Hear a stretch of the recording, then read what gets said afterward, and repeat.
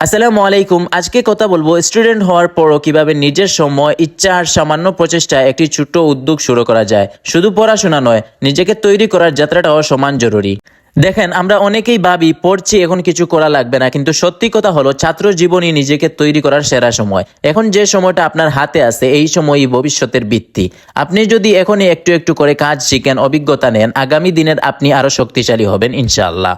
সবাইকে চাকরি করতে হবে এমন নয়, কিন্তু ফার্মিং এমন একটা জিনিস যেটা শেখা সহজ, শুরু করা সহজ, আর নিয়ম জানলে যেই কোনো জায়গায় করা যায়। ছোট জায়গায় করা যায়, কম খরচে শুরু করা যায়। জ্ঞান, অভিজ্ঞতা, ভবিষ্যতে বড় সাপোর্ট। যাদের পরিবারের আয় কম তাদের জন্য দারুণ একটা সুযোগ। এই যে আপনারা যে দৃশ্যটা দেখতেছেন, এটা দেখানোর উদ্দেশ্য টাকা দেখানো না, বরং এইটুকু বোঝানোর জন্য যদি মন দিয়ে শিখেন, নিয়ম মেনে কাজ করেন, ধৈর্য ধরেন, তাহলে স্টুডেন্ট হিসেবেও ছোট্ট একটি উদ্যোগ আপনাকে নিজের পায়ে দাঁড়ানোর মতো শক্তি দিতে পারে। আমি এটা দেখাচ্ছি শুধু আপনাদেরকে বিশ্বাস করানোর জন্য, আপনারাও পারবেন। আপনাদের হাতেও একদিন এমন ফল আসবে যদি আজ থেকেই আপনি শুরু করেন। শুরুটা খুব ছোট হতে পারে, যেমন 50টা 100টা কুয়েল বা কয়েকটা হাঁস মুরগ। যেটা আপনার জন্য সহজ মনে হয় সেটাই বেছে নিন। শুরুতে ভুল হবে স্বাভাবিক, কিন্তু ধীরে ধীরে শিখা আর ধারাবাহিকতা এই দুইটাই আপনাকে এগিয়ে নেবে।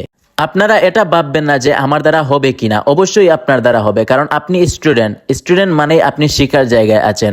যত শিখবেন তত শক্তি বাড়বে। আর ফার্মিং শেখা কোনো লজ্জার বিষয় না, এটা দক্ষতা, এটা অভিজ্ঞতা, এটা ভবিষ্যতের ভিত্তি। আজ একটা সিদ্ধান্ত নিন, শুধু স্বপ্ন না, কাজও শুরু করবেন। ছোট কিছু হলেই হবে, কিন্তু আজকে থেকেই শুরু করুন। আর যদি ভিডিওটা আপনাদের ভালো লেগে থাকে তাহলে পাশে থাকবেন ইনশাআল্লাহ। আপনাদের জন্য আরো মোটিভেশন আর গাইডলাইন নিয়ে আসবো। ধন্যবাদ। আসসালামু আলাইকুম।